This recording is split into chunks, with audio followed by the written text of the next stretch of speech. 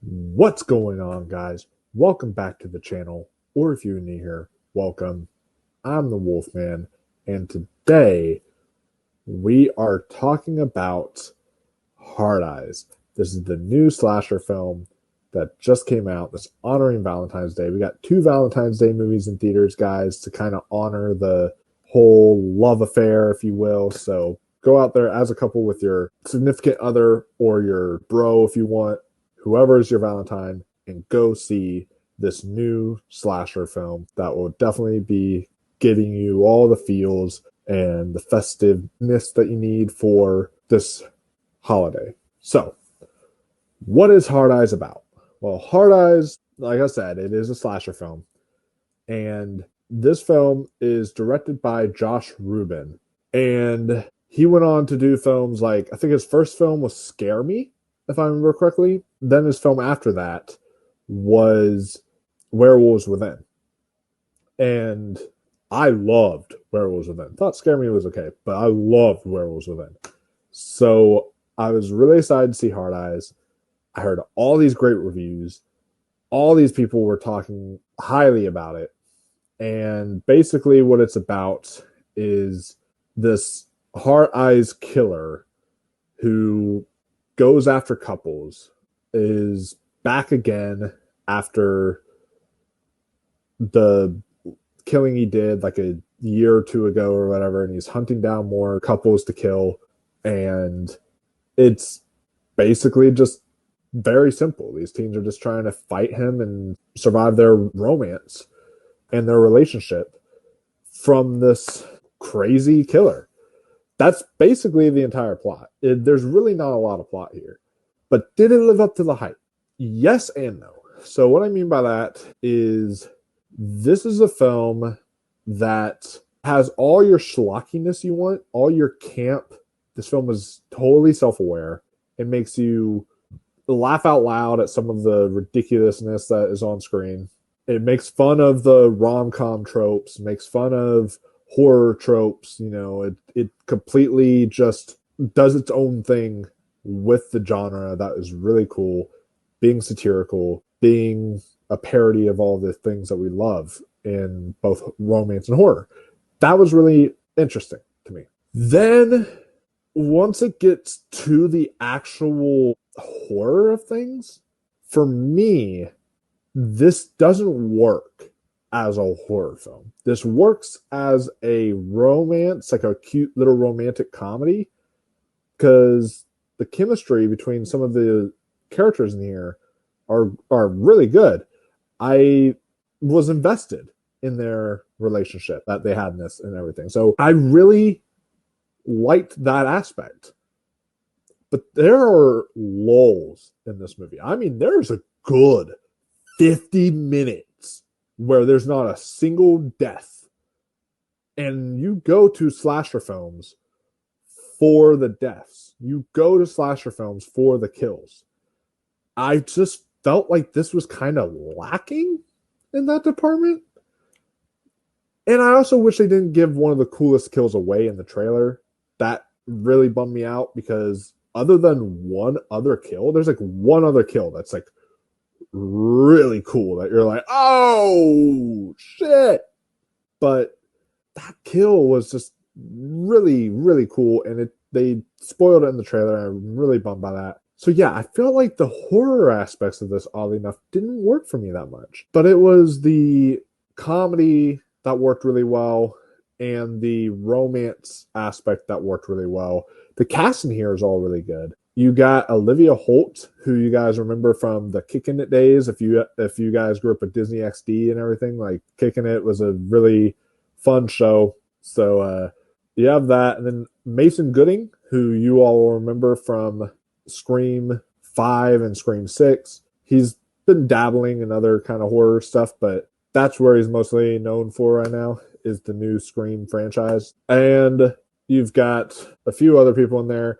I had no idea going into this movie that Devon Sawa was in this. He wasn't in the trailers. He's in the IMDb page, so it's not really a spoiler. You guys can go onto the IMDb page and see that he is there. But I didn't check that going into this movie, and I was blown away. I was like, "Whoa, what? Devin Sawa? Like he is full on a man crush." Okay, I love Devin Sawa. He's awesome. From Final Destination, from the Chucky TV series, like that dude's just—he's the coolest. So really, really neat to see him in here. He does a really good job. All the other people do a really good job. Who they end up revealing to be the killer, I'm not gonna give away that here because I want you guys to see it. This is a spoiler-free review. But who they give away to be the killer, I thought one was very lackluster because without giving anything away, it was a useless character that they show to be the killer. And you're like, oh, okay, well, that's kind of lackluster. Then they do a bigger character and they say this person was involved. And I don't know, it all felt very predictable for me. That entire reveal of who the killers were, like I predicted it from the get-go. As soon as these characters were introduced, I predicted it. I shouldn't be able to predict them that well. That's the issue here with this movie, is the predictability, the lack of originality, if you will. It's very familiar. We've seen this kind of film before. It's co-written by Christopher Landon, which does not surprise me at all. He's the writer of Happy Death Day, Happy Death Day 2U, a few other movies. But you can see his touch all over this. And I felt those Happy Death Day vibes, those Scream vibes. And he was going to do Scream 7 initially. So there you go. It felt just like Scream 7. I'm just kind of getting over the samesies aspect of slashers nowadays. I don't know what it is. Slashers just are feeling the exact same.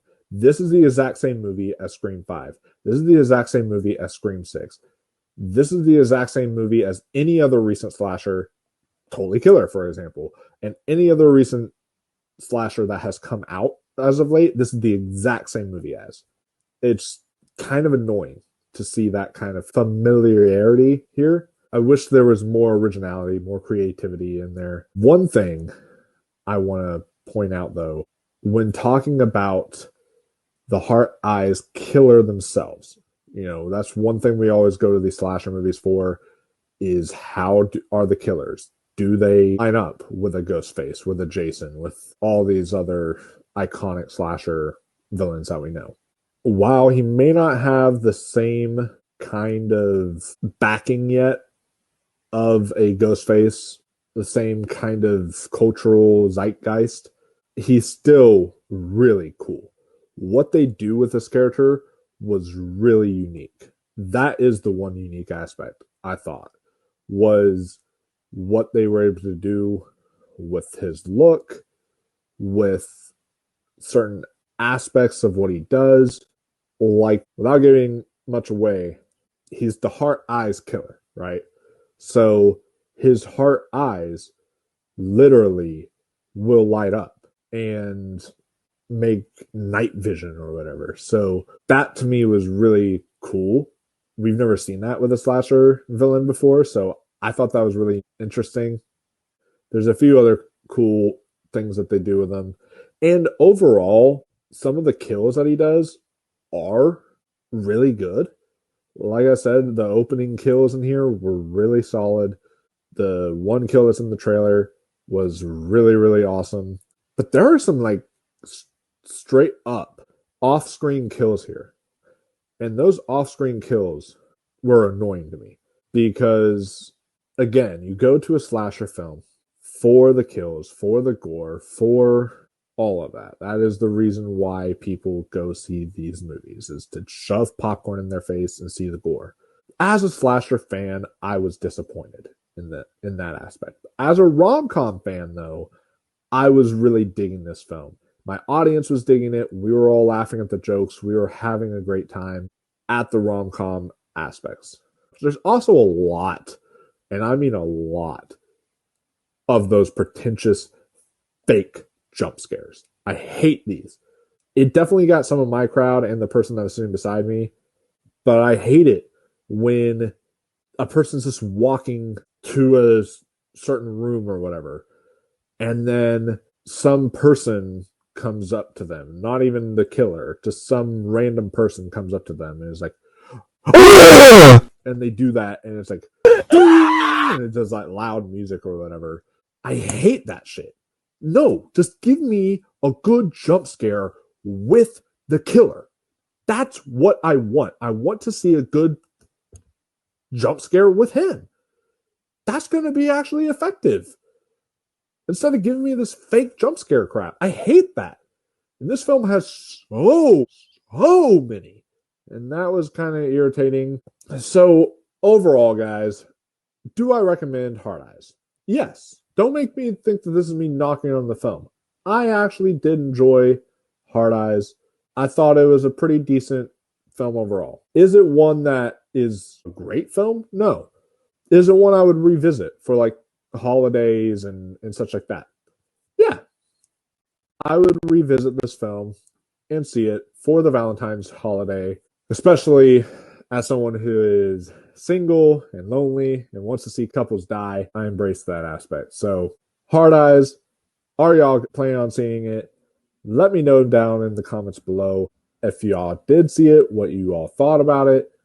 I'd love to get to know your thoughts. Make sure you like this video, subscribe, share, ring that notification bell so you do not miss another review, and make sure that you stay single or else Hard Eyes is going to come after you and kill you. Love you guys. You're all my Valentine. I'll see you all in the next video. Until next time, stay spooky, my friends, and keep on watching those scary movies.